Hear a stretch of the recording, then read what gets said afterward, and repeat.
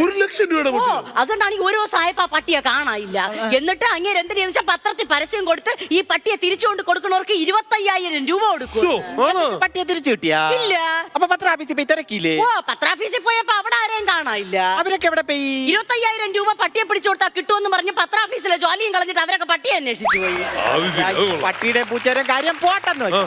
ഇവളിപ്പോ ഒരു മൈനെ കൂടെ പിടിച്ചോണ്ട് വന്നേക്കണളിയാ. അന്ന് മൈനയോട് അളിയാ മൈന എന്നെ എന്തെന്ന് വിളിക്കണമെന്ന് അവളോട് ഒന്ന് ചോദിച്ചു നോക്കാം. മൈന എന്താണ് വിളിക്കണേ? സുനിമോനെന്ന്. എന്നിട്ട് മൈനേരെ മടിയിരുത്തിയാ എനിക്ക് സുനിമോനെ എന്ന് പേരിട്ടാ.